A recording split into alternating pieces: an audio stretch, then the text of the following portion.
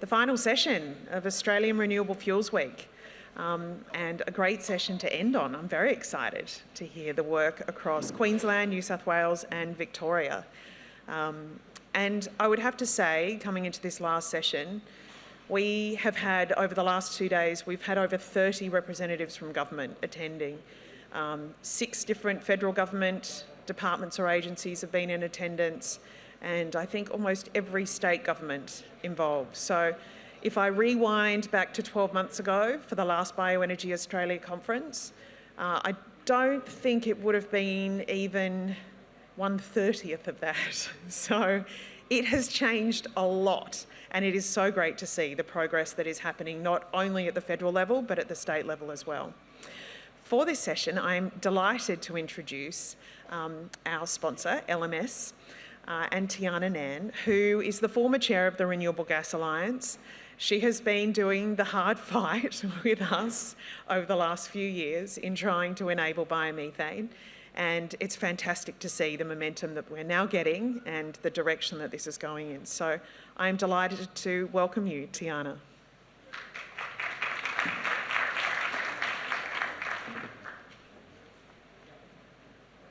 Thank you, Shahana, and like many others today, I'd just like to say a huge thank you to you and your team for this fabulous event, and not just for today though. Coming back to that momentum building, I know you guys are running all the time, and I think you see that with the growth here. So thanks for a great day. Thank you also to everyone in the room. I think the Bioenergy Australia team's been very clever. Obviously, this whole couple of days has been about policy, and so I've kept the policy session till last.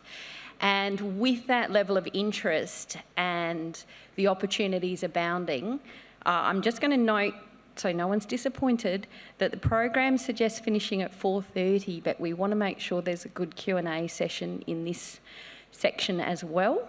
So we will finish closer to 5. So LMS is very proud to sponsor this event, this session. Obviously, as we've heard across the past couple of days, policy really is key. For us, I'm just going to open by talking a little bit about our company before I hand over and introduce our speakers. So LMS is committed to being a world-leading bioenergy and methane abatement company. We want to organically power the circular economy, and we want to make sure that we are making the most of the opportunities for both materials that are suitable for recycling and those that currently aren't.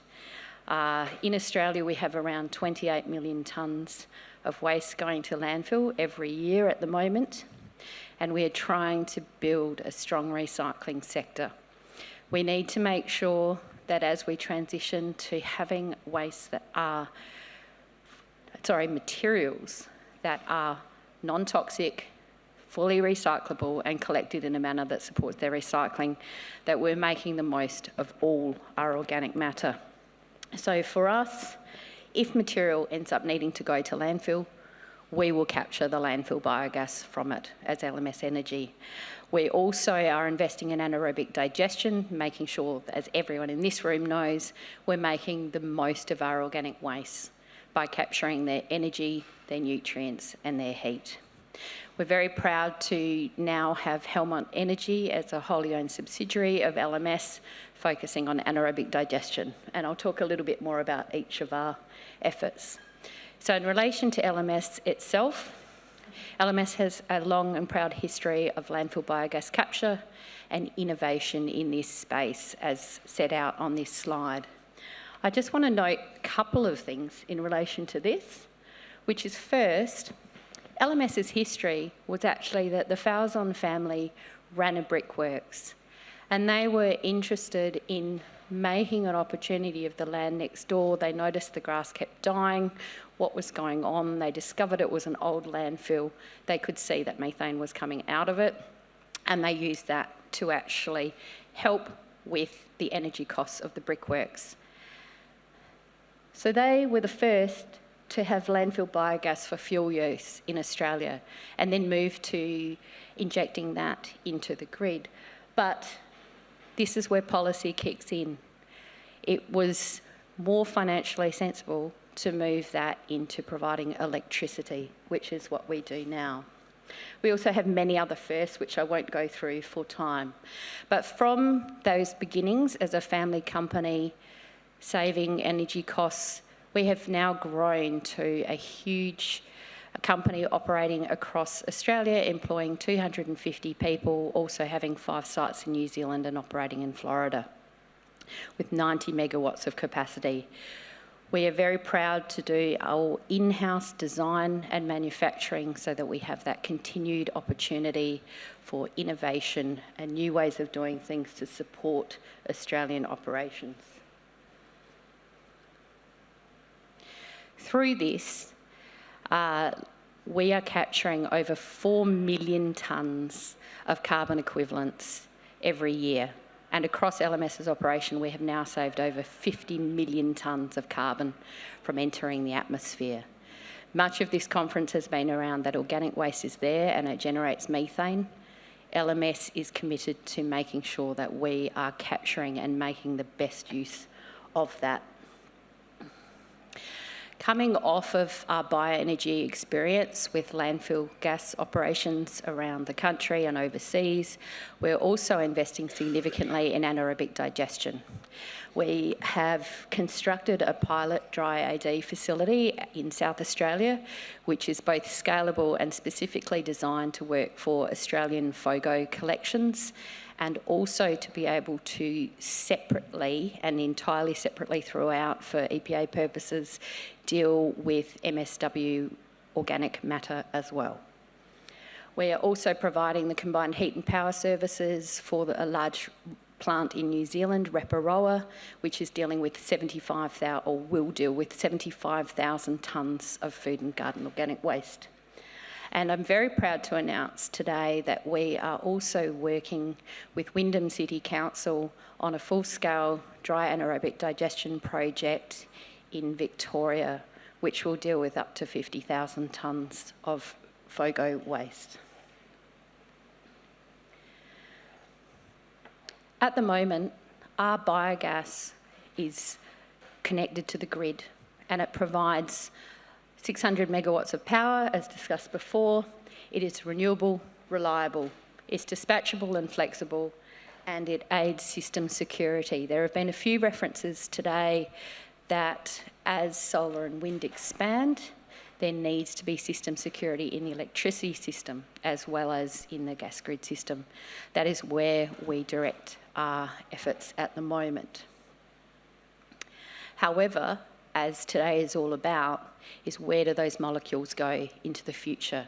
So LMS has 200 petajoules of contracted gas reserves through to 2040. So the largest reserves of biomethane from waste in Australia. We have the opportunity, as so many people have spoken about over the last couple of days, to direct that into biomethane in the gas network or also to other higher order uses as on the slide there. So we have a huge potential to transition those hard-to-abate sectors, and policy becomes the key driver of how these molecules come to be used. Through Helmont, we're also working on parts of that absolutely enormous agricultural opportunity, as has been highlighted by some of the speakers earlier today, particularly in relation to 3 projects. Now, for time, I won't speak to the details of those, but just to give a sense, the Mossman Mill, which Adriana Downey spoke from Lasella about yesterday, has the potential to power 3,500 homes. Murray Bridge is several times larger than that. And the Casino Biohub will help support a community meatworks that employs over 1,000 people to offset over 90% of their energy with renewable energy, as well as supporting community energy in that region. These are very large projects. The opportunity is huge. So like everyone else who has spoken today, policy is a key need for us. Now, what I haven't put on this slide, and that was quite deliberate, is I've reflected that we work across several different policy areas that intermix and interact with each other. but I wanted to just work through them briefly, going around that circle as a final reiteration of what people have said today, that in the waste area, we have strong food and garden organic separation targets running through to 2030. We will see millions of additional tonnes of FOGO material entering in this space. We need to make sure that we have appropriate and proportionate project approval processes. We need to make sure that we can use digestates on a risk-based and harmonised approach. In relation to carbon, the Emissions Reduction Fund plays an important role in relation to some of our activities. We need to make sure that that incentivisation continues to support the growth of this sector. In relation, we also, of course, as our primary aim, and everyone has said it multiple times today, certification and Scope 1 emissions reduction reporting for gas users. And then in relation to energy, as Jared was mentioning yesterday, so it's been a long couple of days, we need to make sure that we can inject our biomethane into the gas grid and that we have the capacity is there as well. There are other things that have been mentioned around this circle. They're some of our keys, but I'm very proud now to introduce our speakers who are fabulous supporters of the direction we're going and hearing about their next steps. So I think I just press this one again. We have Manuel Weirich, the manager of the Clean Energy Programs from New South Wales, speaking about the GreenPower program. Then we'd welcome Matt Nelson, the team leader for Waste and Energy at Sustainability Victoria, speaking about their Bioenergy Fund. And then finally, Michele Bauer, the Deputy Director General for the State Development Group of the Queensland Government Department of State Development, Infrastructure, Local Government and Planning. We all know the importance of their work. It's great to see their support, and I'd love to welcome Manuel to the stage.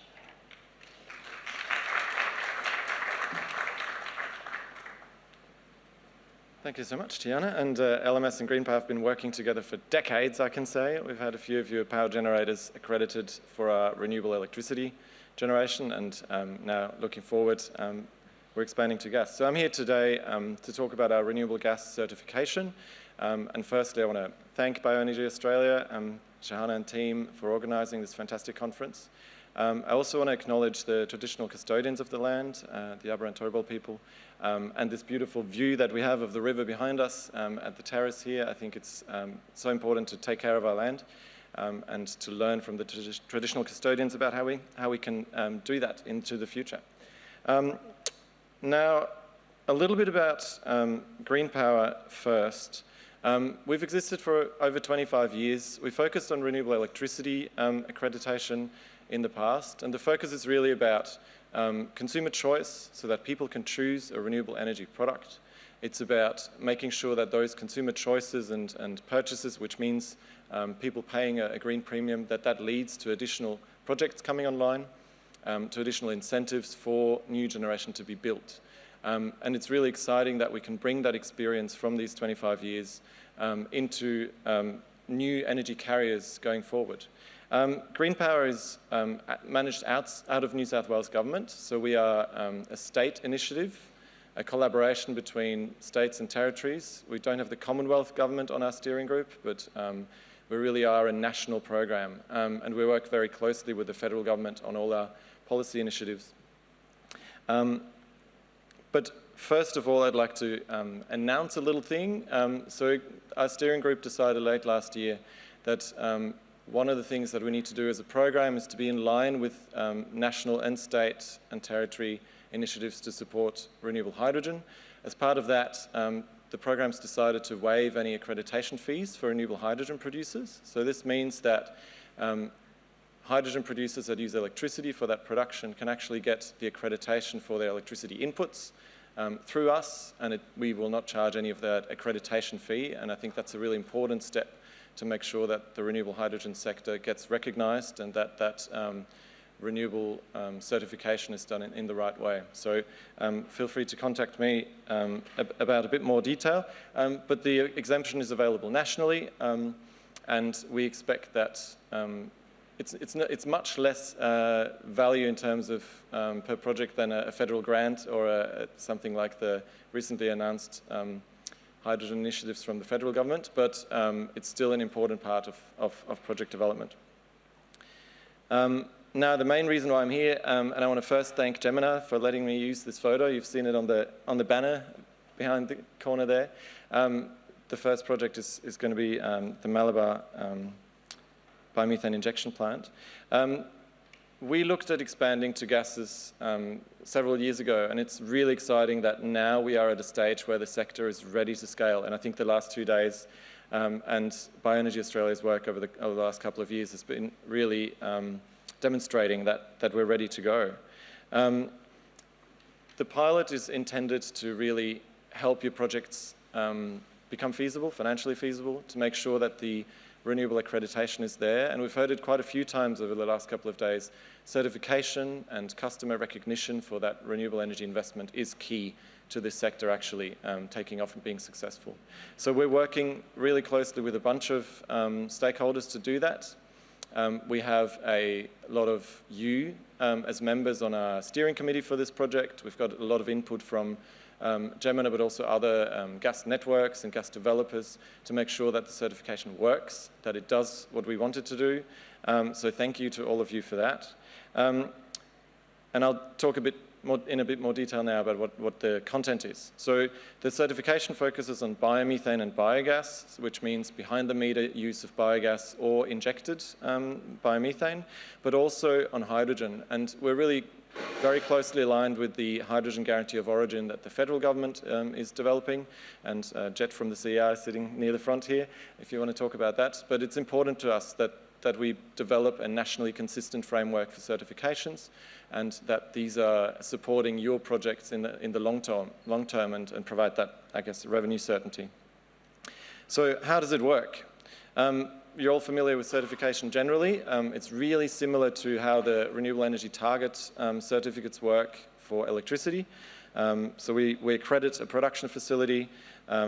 We verify the production that then leads to creation of certificates in an online registry, and then the ownership of those certificates is tracked all the way to the end user, and then the end user can claim that those certificates were surrendered for them, and they can claim the renewable energy attributes of that renewable gas.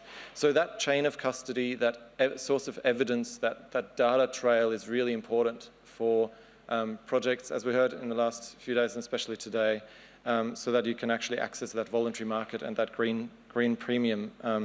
And it's also a way that consumers can feel good about supporting renewable gas projects. Now, we've heard a lot about the pipeline of projects in the last couple of days, and I think that's one of the most exciting things.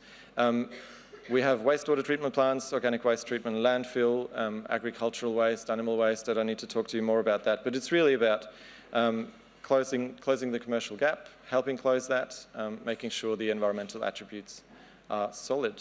And then the other important piece is, how does that translate into customer products? How do consumers see this?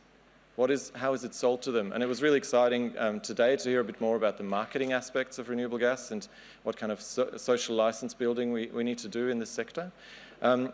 So initially, the certification is only available to commercial and industrial customers. We've talked a little bit about the, I guess, competition with electrification for who is greener. I think in terms of risk management for the renewable gas sector, we just need to be quite careful as certifiers to make sure that we do things in a staged way, and that we think really carefully about the way we promote renewable gas, so that we don't lead to sort of negative perceptions that we can't, reverse, or that will take a lot of energy to reverse. We see a lot of demand for renewable gas certificates. So if you have your projects nearly ready already, please come and talk to me. I'd love to connect you to some end users. We'd love to talk about how your projects fit into the certification. And because we're running this as a pilot, we call it a pilot, we really want to make changes if needed. So the conversation with you is also important to make sure that the certification works. We see gas retailers as a really key part of this. So the consumer side will be mostly managed by gas retailers. They have the direct contact. And we are there to support them to make sure the way that they sell it is actually aligned with the environmental benefit that we can assure as part of the certification. And so just in terms of terminology, a lot of the time we talk about coupled and decoupled. There's other terminology for mass balance and so on, but it's really about, are you selling the gas together with the certificates to an end user, or are you decoupling them and saying the gas goes into the local grid, but my certificates go to a customer in another state? And that flexibility is a really important part of having that certification there, because it allows more customers to support your renewable gas projects than otherwise would be sort of available nearby. Participation. We've heard a little bit from Linda earlier about our first project, so we're really excited to work with Gemini on that. I can't commit to a specific date for the launch, but we're timing it with that, which means what I'm saying is we are ready right now. Launch is imminent. The certificates and the certification will be available very shortly. We will need more production to meet the demand, so that's a bit of a challenge to you, and I think it's been exciting to see the projects that are around. We really want to support projects early, so the purpose of us is also to provide letters of support to show your investors that there is actually a case for these certificates to have value, that they should be considering that green premium in their assessment. So come to us for that as well. And just a reminder again, we're run out of New South Wales, but we are a national program. I'll close with that beautiful image of the balloon at Malabar again, and thank you for your time.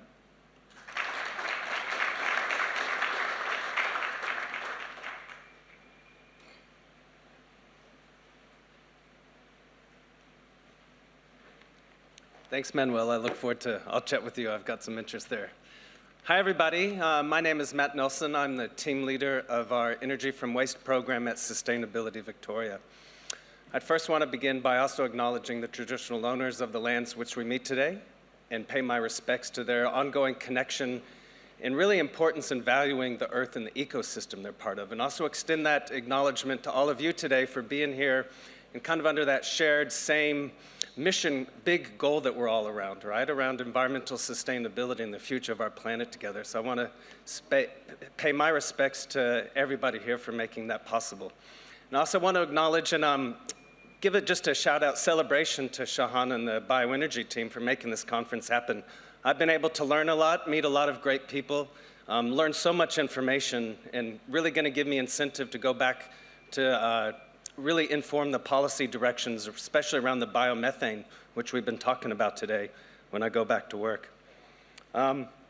And also, Shahana spoke earlier today around the favorable market conditions needing to exist. So I kind of want to talk through some of the work I do at SV to not only work with industries such as yourselves in this room and across Victoria, but also my role at SV, short for Sustainability Victoria because it's kind of too long to say, to inform kind of policy direction back into government. So I'm going to ask you for a couple questions at the end of this to how I can go back and kind of inform some of the policymakers in Victoria around some of these pathways and hurdles that need to be addressed.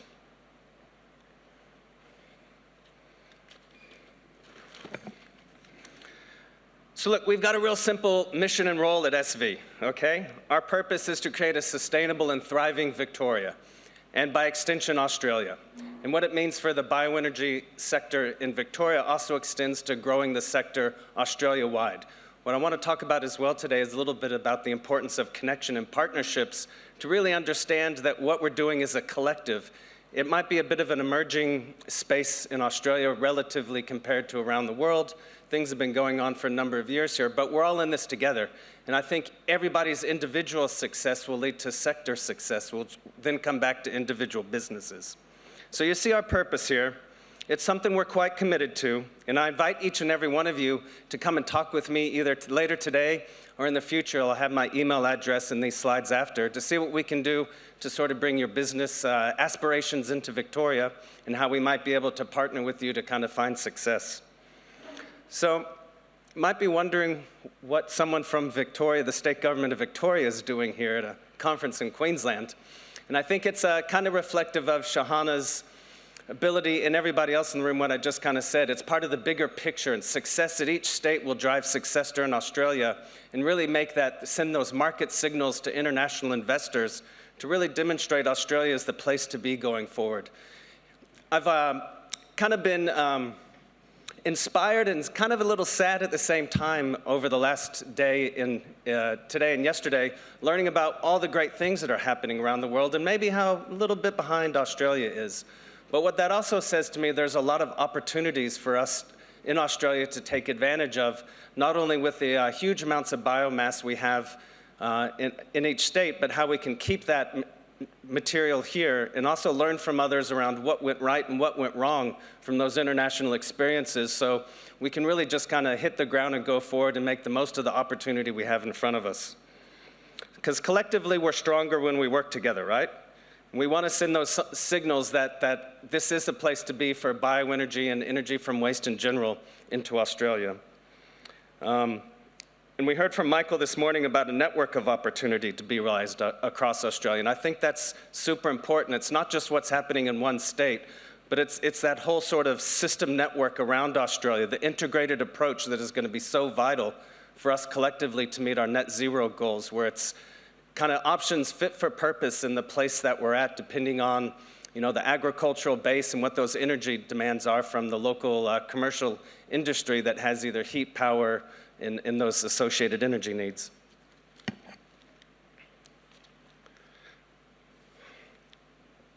So a common theme we heard yesterday and today, and the point of this whole topic, I guess, is policy and policy alignment. I real quickly wanted to just say, over the last 2 years in Victoria, a lot of policies and frameworks have kind of gone into effect, which have really given a clear road for investment into the waste-to-energy space, with Recycling Victoria Circular Economy Policy, the gas substitution roadmap work that's happening right now, as well as the Victorian Energy from Waste Framework that was released in 2021. And as part of a circular economy, bioenergy has such a vital role to play. And what I really like about it is it really demonstrates from a real practical point of view what a circular economy means in practice when we look at bioenergy projects. So I'm not going to spend a lot of time on this. You'll have the sort of hyperlinks to each of these policies, but happy to talk through this with people after that.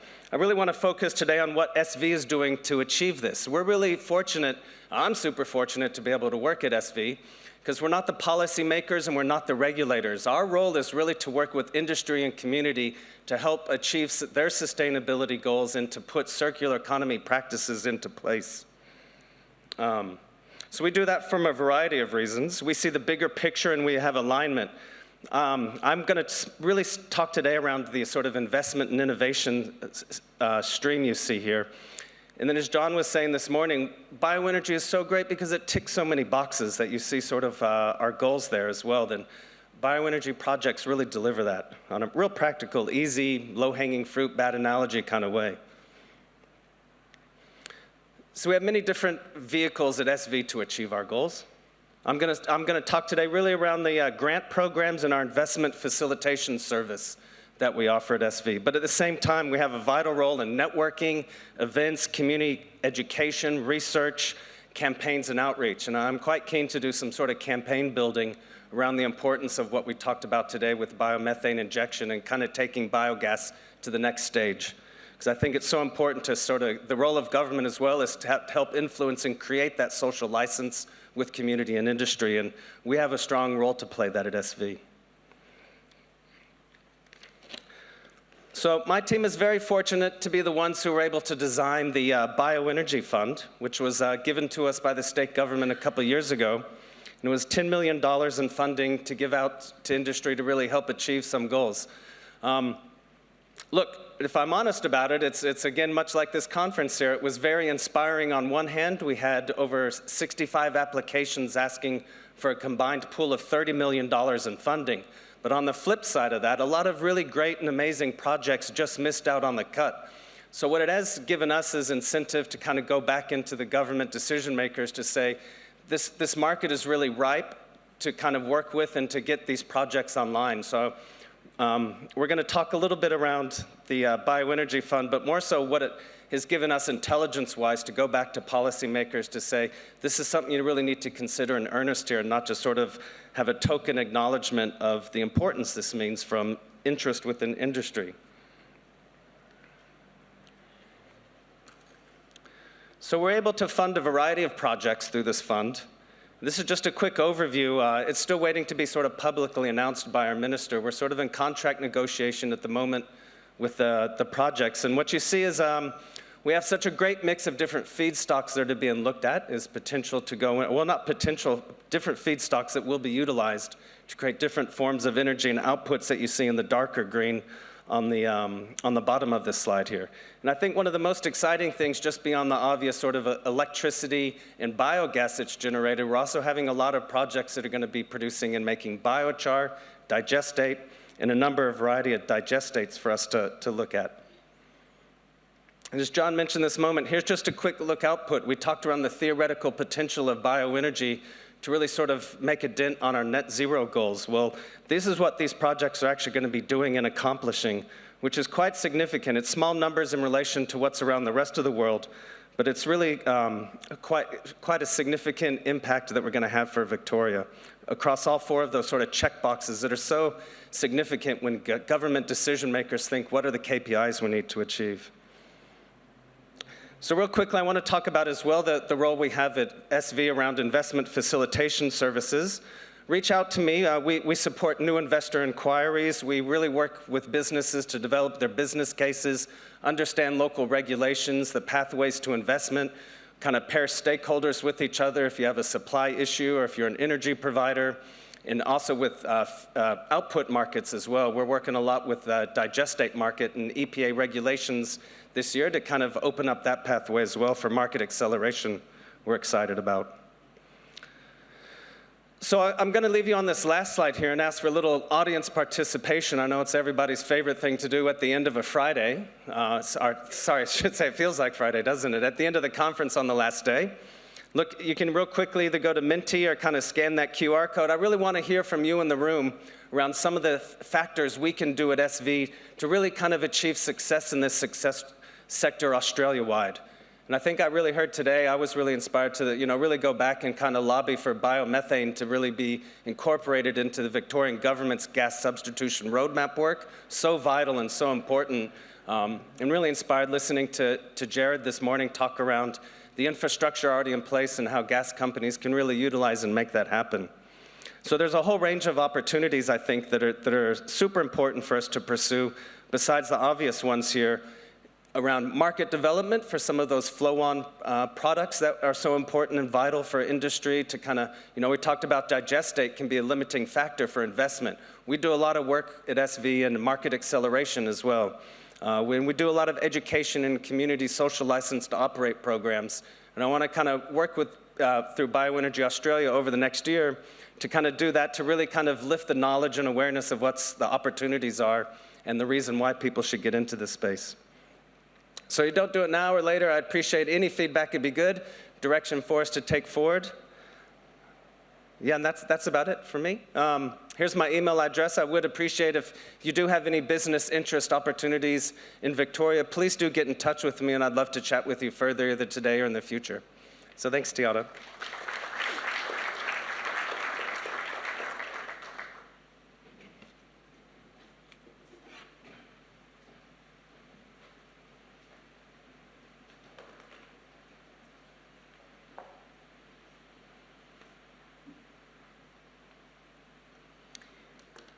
Good afternoon. Last session of the conference. I just really appreciate those of you who have stayed.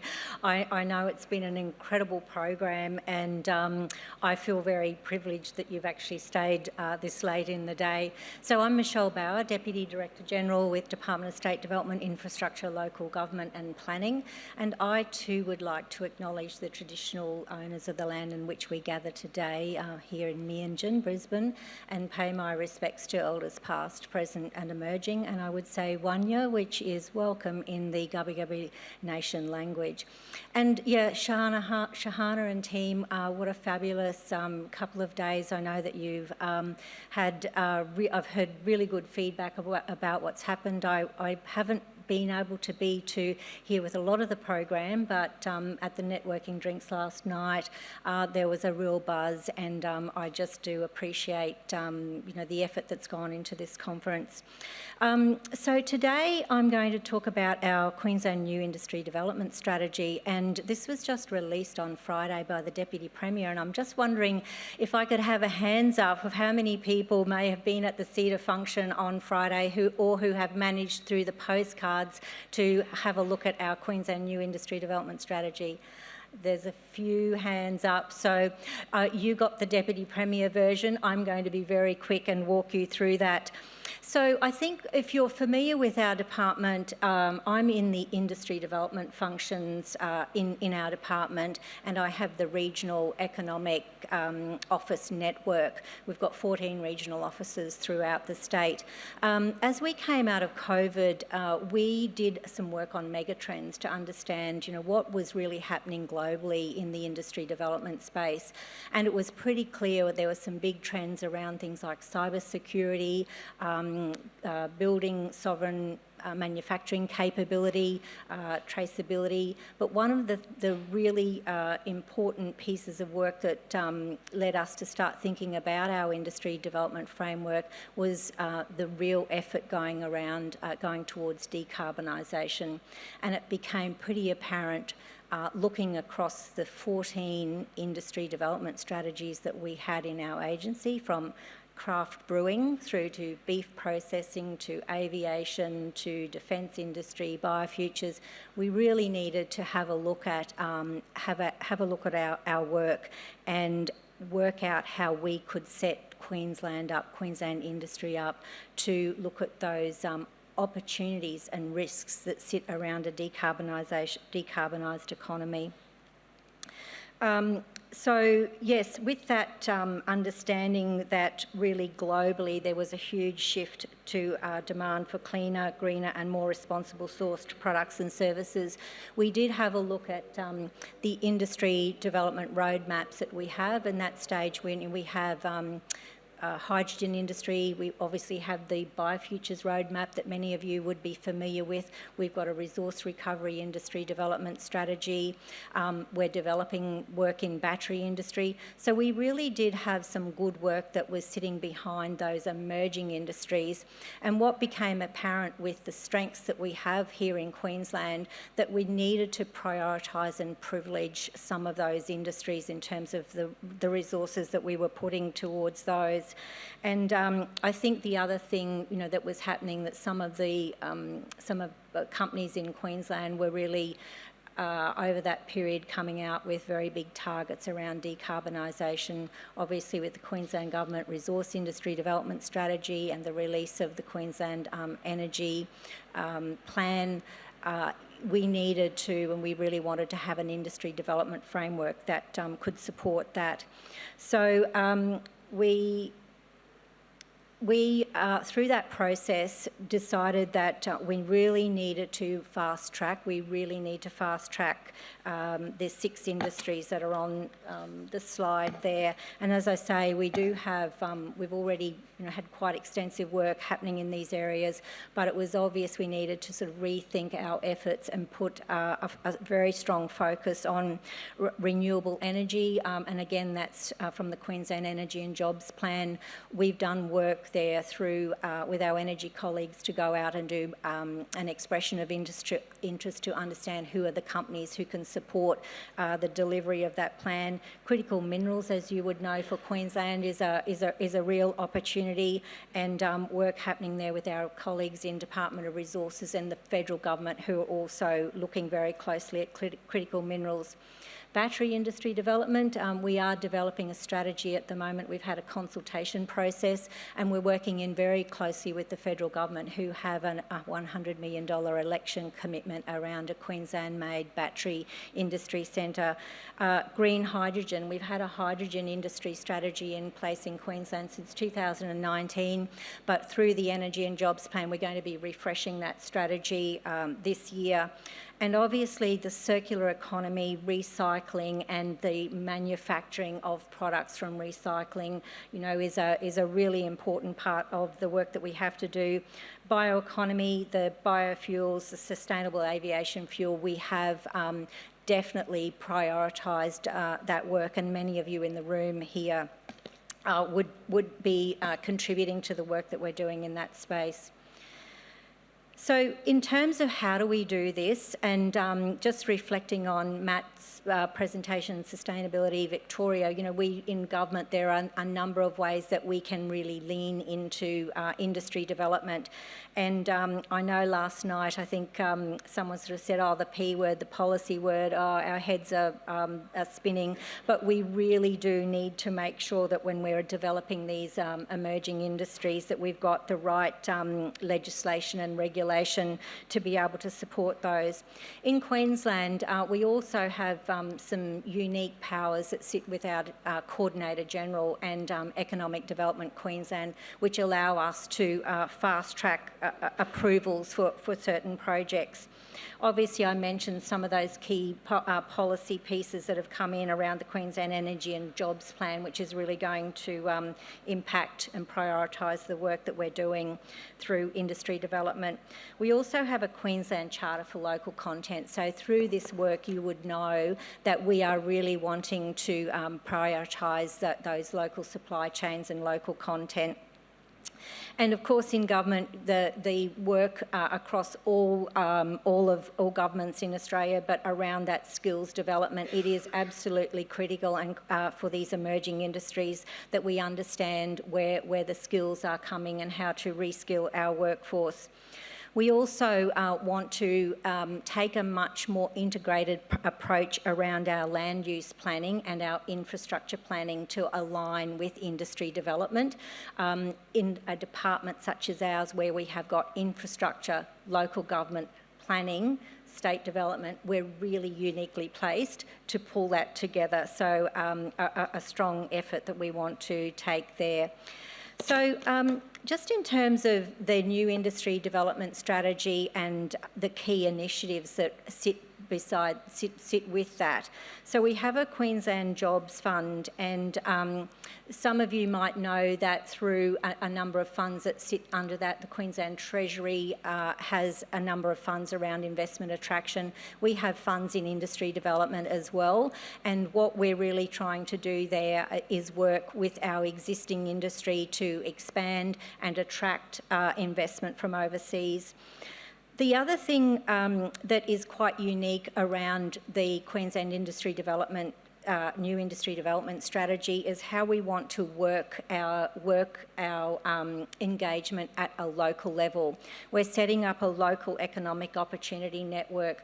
I think what we've realised is the decarbonisation of the economy, the impacts across Queensland are going to be quite different. So if you're in Mount Isa, or if you're in Moranbah, or if you're in Toowoomba, you're going to have quite different opportunities and risks. So what we have decided here to do is, through our local economic opportunity network and our regional offices, is to work really closely with local government and our local communities to understand what those opportunities are and to develop transition plans.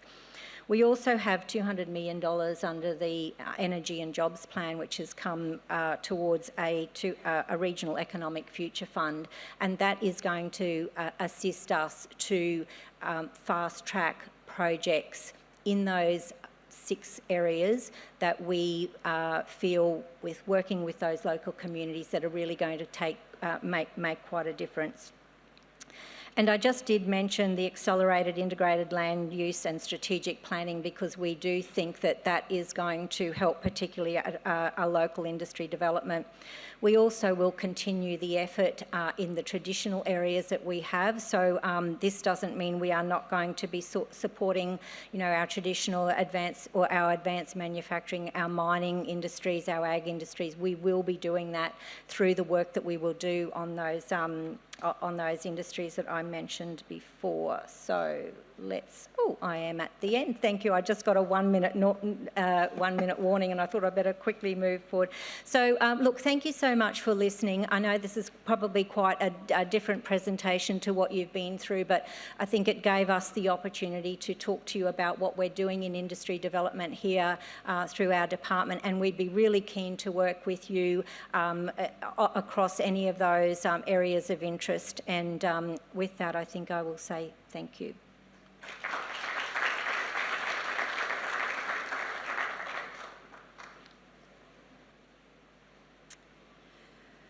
Does anyone have a burning question they'd like to ask? Oh, we've got lots of questions coming through. Andre Lopez from Woolley. This morning there was a question about the importance of conversation and agreement between federal and state governments, and the answer was yes, and I agree, but to the point that it doesn't impact progress. So sometimes agreement between all the parties is hard, and in the US, the example we've had is California just took a stab and decided to do things on their own. When does it get to the point where we're going to start to see state policies and incentives here instead of federal ones? I can say at the moment there is, with the work that we're doing, for example, across critical minerals, across the battery industry development, there is really strong engagement with the federal government. And also, if we look at the sustainable aviation fuel, the formation of the Jet Council, I think that they're really good examples of where we have got that strong state and federal government linkage. Also, with the work that we're doing through our local economic opportunity network, where we're really going to try to, provide a point of contact for our local communities on risks and opportunities around decarbonisation, the establishment of the Net Zero Authority by the federal government is going to be a really important linkage. So we feel that we've got a mechanism there to have the federal government, the state government and local government really working together with the community around the transformation that is required. So there's a couple of examples, I think, where we're really trying to create that collaboration across government. I think also with things like the Jet Council, Queensland government, being able to then influence policy at that federal level, we have that responsibility. We're asked to, that through consultation processes, etc. Yeah, just maybe quickly to add to that, I think it's similar in New South Wales and other jurisdictions. A lot of the states and territories have a lot of room to develop their own funding programs and their own schemes. New South Wales has traditionally been a state that has started national schemes or schemes that then were adopted across other jurisdictions. So the NEIGHBOUR scheme is National Australian Built Environment Rating System for sustainable commercial premises initially. It's now expanded internationally as well. That's New South Wales government based. GreenPower, obviously, we've been around for 25 years. We were adopted across the country and operate nationally. In New South Wales, we also have something called the Renewable Fuel Scheme. The name's a bit tricky. It's currently a hydrogen target, but there are definitely, across all the states, or all the jurisdictions, I think there is a lot of movement from states, and I think we heard it earlier that states are a good vehicle to also then move into national action, and we see that happening now with the electricity roadmap that we have in New South Wales, which is a framework that was set up under the previous government and bipartisan support. That is now seen as sort of a framework that might be adopted nationally. It's only rumours at this stage, but I think you're right that the coordination is important, but states can drive that change and be sort of first movers, and hopefully we are doing a lot of that, and we're always open for suggestions to be put forward, of course. Yeah, and echo, I guess there is a lot of flow back and forth between each state and the federal government to make sure there is sort of alignment. You might see different policies in each state. But I know in Victorian as SV, when we set up a lot of our funding packages in particular, we reference what's happening at the national level and look to like national policies as well to inform back what we're doing at the state level. So while it might not seem, like we look at the EU and the United States where they do have, national policies in place, there's sort of a lot of behind the scenes communication to make sure there is policy alignment. Sorry. I forgot to say, just another plug for Jet, who's sitting somewhere, and I'll point to you again in a minute up there. We're working really closely also with the federal agencies, and often that's not visible as federal government, but all the states work really closely with ARENA, with the CEFC, who spoke yesterday, and with the Clean Energy Regulator and AER, Australian Energy Regulator, to make sure that our own policies actually are consistent with regulation and legislation that's in place nationally, that we don't, have issues with projects being illegal at a national level, but also to make sure that they can be adopted nationally if it develops well. So before we go to the next question in the audience, I'd just like to ask one directly there. Obviously, across the day, we have heard a lot around certification and the ability for end users to be able to claim Scope 1 emissions reductions. Building from the GreenPower scheme, and those interactions, what can we expect to see unfold over the near future? And what do you need from the people in this audience to make that happen as quickly as possible? Very good question. Thank you, Tiana. So there's a lot of complexity in carbon accounting, and many of you will be aware of that. And there's also a lot of there are different objectives that were in place when schemes and frameworks were designed that may no longer be applicable today. I think things like the safeguard have recently been updated. They're probably not where we want them to be in the long term yet, but we all need to push for change in that space. We as GreenPower, we are a state and territory government initiative, but we do a lot of advocacy as well. So we make a lot of submissions to safeguard reviews, NGA reviews, and so on. I think what we need to all advocate for is that market-based mechanisms can be used for different regulatory mechanisms and frameworks under the NGA framework. We heard the safeguard mentioned a lot in the last couple of days. There is international clarity that we need on best practice carbon accounting, because what we've heard a few times as well is renewable gas should be able to count towards people's gas emissions. So that's Scope 1. Is that best practice? What research is out there? One thing is, of course, in this forum, we want it. But we also need clarity from a policymaker perspective to see, is that international best practice? Is that what the carbon reporting frameworks will move towards? And there's a lot of work going on in the Greenhouse Gas Protocol Forum at the World Resources Council, as well as at the federal government, where they are directly engaging with the IPHE, for example, for hydrogen certification and so on. So I'd encourage all of you to be involved in that as much as you can, to use your peak bodies like Bioenergy Australia, like us as a renewable energy advocate in GreenPower, to try and make the policymakers and the standards developers aware of that. I think certification is coming. Our certification is called a pilot because we think it will change a little bit, but we want to make sure that certainty is there, and that means we need to deliver those standards and make sure they're consistent internationally so that your stakeholders and investors trust them as well. Bit of a long-winded answer, but hopefully that helps. That's fine. I think we've got a couple of questions back. Mike? Yeah. Just carrying on from last session, we heard a lot about the importance of branding. I was wondering if each of you would be able to speak to perhaps some ideas that the industry can do to better brand that. And I'll put that in context of when perhaps the Victoria government released the gas substitution roadmap, and potentially if that could have been the fossil gas substitution roadmap. So I say all this, in a little bit of jest, but branding is going to be really important. I'm just wondering what your thoughts are on how we can get that right.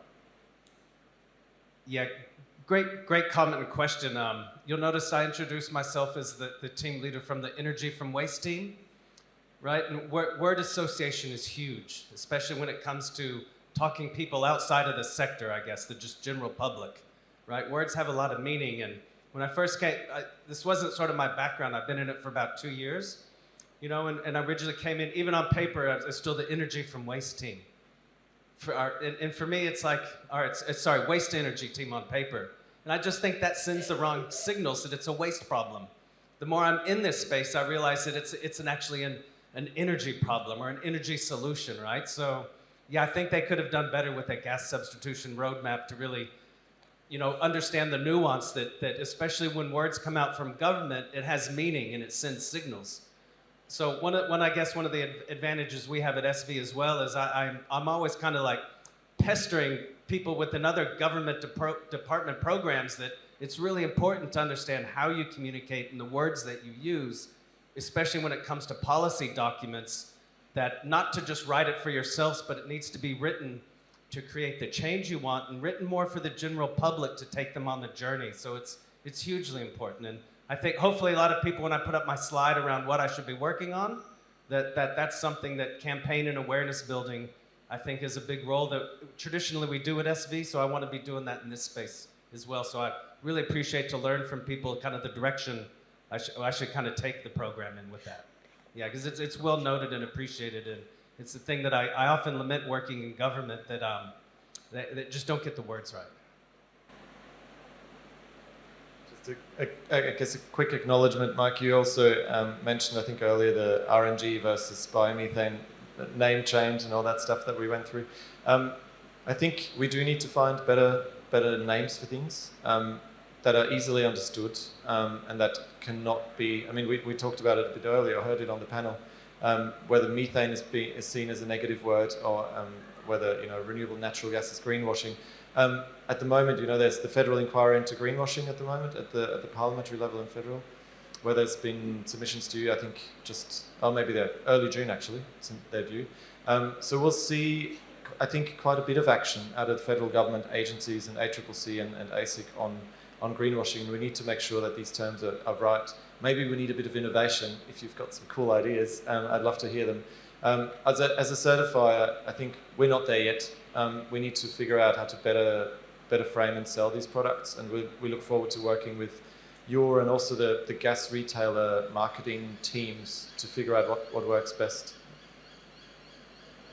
I agree. It is a real something that needs a lot of thought going into. So with the work that we've been doing around the new industries or the priority industries, we have been working with our marketing and communication people.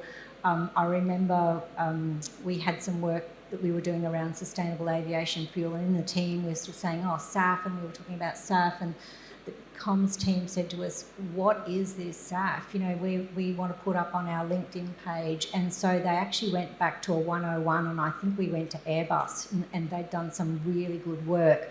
We were able to pick up, to start to explain to our community what this is. And I think that that's going to be a big part of what we're doing when we roll out our local economic opportunity network, where we're going to be going in with those communities and starting to really use and find common language. It's very important so that people understand the opportunities and not be afraid of these new industries, and build that social license. So I think it's a really good question, and it's an opportunity for us to do that better. Thank you.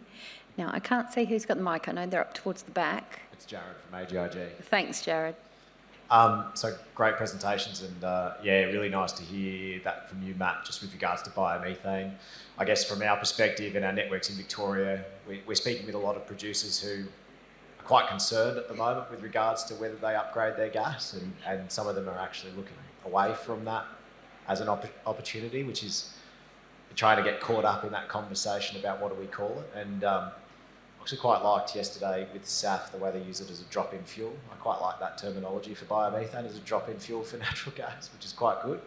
But I guess my question also is the amount of work that, one of my really impressive pieces of work that came out of Sustainability Victoria with the ENEA piece of work with a theoretical and high potential modelling that was done. I mean, AGIG seeing that probably heading towards the more theoretical and probably above in terms of petajoules, and what position that takes within the gas substitution roadmap. Obviously, they're revising that work. How are you supporting them? Because I guess from our perspective, we're providing advice that what we're seeing is kind of heading on a trajectory that aligns with what Sustainability Victoria has done previously, and how is that going to play into it? Because I guess the previous one had little to no biomethane at all, and we see it as a really significant opportunity to decarbonise our network. So just a bit on that picture would be great. Yeah, look, Jared, that's going to be one of the main things. I'm on the working group for that gas substitution roadmap work.